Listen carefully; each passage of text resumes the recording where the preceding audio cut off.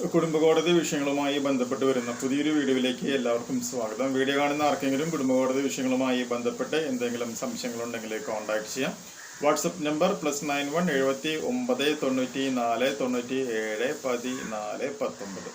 ഒരു വട്ടം വിളിക്കാനുള്ള കൺസൾട്ടേഷൻ ഫീസ് 500 രൂപ ഗൂഗിൾ പേ ചെയ്യും. இந்த വീഡിയോയിൽ നമ്മൾ ഡിസ്കസ് ചെയ്യാനായിട്ട് പോകുന്നത് കോടതി കുട്ടിയെ കാണുവാനായിട്ടുള്ള പെർമിഷൻ അച്ഛന് തന്നിട്ട് പോലും ഭാര്യയും ഭാര്യയുടെ വീട്ടുകാരും മനഃപൂർവ്വം കുട്ടീനെ അച്ഛനെ കാണിക്കാതെ ഇരിക്കുന്ന ഒരു സിറ്റുവേഷൻ വന്നാൽ എന്തൊക്കെ ചെയ്യാം എന്നുള്ളതിനെ കുറിച്ചിട്ടാണ് നമ്മൾ ഡിസ്കസ് ചെയ്യുന്നത്. അതായത് ഈ ഒരു കേസിൽ അച്ഛന് കോടതി കുട്ടികളെ എല്ലാ ശനിയാഴ്ച ദിവസങ്ങളിലും കാലത്ത് 10 മണി മുതൽ 4 മണി വരെ കാണുവാനായിട്ടുള്ള പെർമിഷൻ അല്ലെങ്കിൽ ഓർഡർ ഫാമിലി കോടതിയിൽ നിന്നും ലഭിച്ചിട്ടുണ്ടായിരുന്നു. പക്ഷേ ഇവിടെ എന്ത് സംഭവിക്കുകയെന്ന് വെച്ചിട്ടുണ്ടെങ്കിൽ എല്ലാ വെള്ളിയാഴ്ച ദിവസങ്ങളിലും ഈ വൈഫിൻ്റെ വക്കീല് ഭർത്താവിൻ്റെ വക്കീലിന് ഒരു മെമ്മോ അയക്കും. അതായത് ശനിയാഴ്ച നാളെ വരാനായിട്ട് പറ്റില്ല, കുട്ടിക്ക് പനിയാണ്. അടുത്ത ആഴ്ച വരുമ്പോൾ കുട്ടിയുടെ മാമൻ്റെ കല്യാണം, പിന്നത്തെ ആഴ്ച വരുമ്പോൾ മാമൻ്റെ അമ്മായിയുടെ അച്ഛൻ്റെ വീട്ടിലെ കല്യാണം എന്നൊക്കെയും പറഞ്ഞുകൊണ്ട് ഓരോരോ മുടന്തൻ ന്യായങ്ങൾ പറഞ്ഞുകൊണ്ടുള്ള മെമ്മോ ഇങ്ങനെ അയച്ചുകൊണ്ടിരിക്കുകയാണ് എന്ന് വിചാരിക്കുക. അപ്പോൾ ഈ ഒരു കുട്ടീനെ കാണാൻ വേണ്ടിയിട്ടുള്ള ആഗ്രഹം കൊണ്ട് കുട്ടികളുടെ ഡ്രസ്സും മിഠായിയുമായിട്ട് ഫാമിലി കോടതിയിലേക്ക് വരാൻ പറ്റാതെ വളരെയധികം വിഷമിച്ചു കൊണ്ടിരിക്കുന്ന ഒരു സിറ്റുവേഷനാണ്. മനസ്സിലായത്? അപ്പോൾ ഇങ്ങനെ കോടതി ഉത്തരവുണ്ടായിട്ടും കുട്ടികളെ ഈ പറയുന്ന ഭാര്യയുടെ വീട്ടുകാരും കാണിക്കാതിരിക്കുകയാണ് എന്നുണ്ടെങ്കിൽ നമുക്ക് എന്തൊക്കെ ചെയ്യാം എന്നുള്ളതാണ് ചോദ്യം. 2 കാര്യങ്ങളാണ് നമുക്ക് ചെയ്യാനായിട്ട് പറ്റുക. ഫസ്റ്റ് പോയിന്റ് എന്ന് പറയുന്നത് കണ്ടംപ്റ്റ് ഓഫ് കോർട്ട് എന്ന് പറയുന്ന ഒരു കാര്യം ഉപയോഗിക്കാം. കോടതിയെ അലക്ഷ്യം എന്ന് പറയുന്ന ഒരു സംഗതി നമുക്ക് ഫയൽ ചെയ്യാം. അത് അല്ല എന്നുണ്ടെങ്കിൽ നമുക്ക് എന്ത് ചെയ്യാൻ പറ്റും?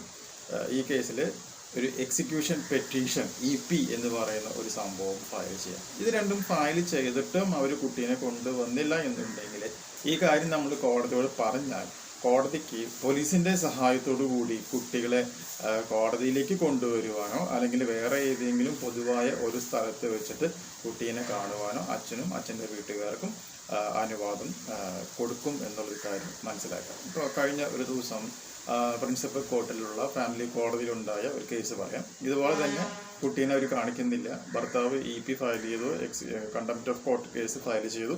ജഡ്ജിയുടെ അടുത്ത് കാര്യം പറഞ്ഞു. ജഡ്ജി ഉടൻ തന്നെ ഈ വൈഫിൻ്റെ വക്കീലിനോട് പറഞ്ഞു, കുട്ടീനെ നിങ്ങൾ എന്താ കൊണ്ടുവരാത്തതെന്ന് ചോദിച്ചു. അപ്പോൾ ഇതുപോലെ തന്നെ ഒരു മുടന്തൻ ന്യായമാണ് പറഞ്ഞത്. കോടതി പറഞ്ഞത് എത്രയേ ഉള്ളൂ. ഇപ്പോൾ സമയം 11:30.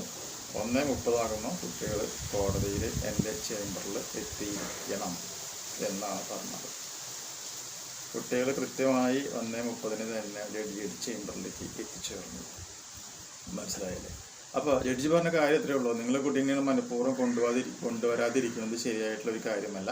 ഇനിയും ഇത് തുടരുകയാണ് എന്നുണ്ടെങ്കിൽ നമുക്ക് എന്ത് ചെയ്യാൻ പറ്റും? ഒന്നില്ലെങ്കിൽ നിങ്ങൾക്കൊരു ഹെവി ഫൈന് കൊടുത്തരേണ്ടതായിട്ട് വരും. അതല്ല എന്നുണ്ടെങ്കിൽ കുട്ടികളുടെ എൻറ്റയർ കസ്റ്റഡി എന്ന് പറയുന്നത് അമ്മയുടെ കയ്യിൽ നിന്നും അച്ഛൻ്റെ കയ്യിലേക്ക് പോകാനായിട്ടുള്ള ഓർഡർ വരെ കോടതിക്ക് ചെയ്യുവാനായിട്ടുള്ള അധികാരമുണ്ട് എന്നുള്ളൊരു കാര്യം അറിയുമോ വക്കീലെ എന്നാണ് ജഡ്ജി ചോദിച്ചിട്ടുള്ളത്. മനസ്സിലായോ? അപ്പോൾ അല്ലാതെ ഇങ്ങനെയൊരു നല്ലൊരു ഓപ്പർച്യൂണിറ്റി ഇവിടെ ഉള്ളപ്പോൾ അത് ഉപയോഗിക്കാതെ ഭാര്യയുടെ വീട്ടിൽ പോയി തല്ലുണ്ടാക്കുകയോ അല്ലെങ്കിൽ മറ്റ് പരിപാടികളിലേക്ക് പോവുകയോ അല്ല ചെയ്യേണ്ടത്. EP അല്ലെങ്കിൽ കണ്ടംപ്റ്റ് ഓഫ് കോർട്ട് എന്ന് പറയുന്നത് ഏത് കോടതിയിൽ നിന്നാണോ നിങ്ങൾക്ക് അനുകൂലമായിട്ടുള്ള ഉത്തരവുണ്ടായിട്ട് അതേ കോടതിയിൽ തന്നെ ഈ 2 സംഗതികളും നിങ്ങൾ ഫയൽ ചെയ്തിരിക്കണം. ചെയ്ത് കഴിഞ്ഞിട്ടുണ്ടെങ്കിൽ കുട്ടികളെ കിട്ടുകയും ചെയ്യും. ഇനി ഒരു കാര്യം പറയാനുണ്ട്. നിങ്ങൾ ഈ കോടതികളിൽ കേസ് ഫയൽ ചെയ്യുമ്പോൾ ഈ കുട്ടികളുടെ കസ്റ്റഡി നമുക്ക് കിട്ടിക്കഴിഞ്ഞാൽ ഉടൻ തന്നെ ഈ പെണ്ണിൻ്റെ അമ്മ അല്ലെങ്കിൽ മറ്റുള്ളവർ എപ്പോൾ നോക്കിയാലും ഈ അച്ഛൻ്റെ കൂടെ കുട്ടിയുടെ അടുത്ത് ഇങ്ങനെ വന്നോ ഒരു മീറ്റർ അല്ലെങ്കിൽ ഇങ്ങനെ നോക്കി നിൽക്കുന്നുണ്ടായിരിക്കും, അല്ലെങ്കിൽ ഒരു വീഡിയോ ഷൂട്ട് ചെയ്യുന്നുണ്ടായിരിക്കും. അപ്പം നമ്മൾ കോടതിയിൽ എന്തായാലും പറയണം, ഇതേപോലെയുള്ള മാരണങ്ങളെ ഫോട്ടോ എടുക്കാനോ വീഡിയോ എടുക്കാനോ സമ്മതിക്കാതെ ദൂരെ എവിടേക്കെങ്കിലും മാറ്റി നിർത്തണം എന്നുള്ളതെങ്കിലും ആ ഉത്തരവിൽ എഴുതി ചേർക്കണം എന്നുള്ളൊരു കാര്യം കൂടി നമ്മൾ എന്ത് ചെയ്യണം? കോടതിയുടെ കസ്റ്റഡിയുമായി ബന്ധപ്പെട്ട് വരുമ്പോൾ പറഞ്ഞിരിക്കണം. പലപ്പോഴും ഈ പറയുന്ന ചവറ് സാധനങ്ങളായിട്ടുള്ള ഈ അമ്മായിമ്മ പിന്നാലെ നടന്ന് വീഡിയോ ഷൂട്ട് ചെയ്യുക, ഇങ്ങനെയൊക്കെയുള്ള കലാപരിപാടികളൊക്കെ സംഭവിക്കാറുണ്ട്. അപ്പോൾ അതൊക്കെ ഒഴിവാക്കാനായിട്ട് ഈ ഒരു പോയിന്റും കൂടി കസ്റ്റഡിയുമായി ബന്ധപ്പെട്ട് വരുന്ന കേസുകളിൽ നിങ്ങൾ എഴുതി ചേർക്കുക. മനസ്സിലായില്ലേ? അപ്പോൾ അതൊക്കെ വളരെ ഇമ്പോർട്ടൻ്റ് ആണ്.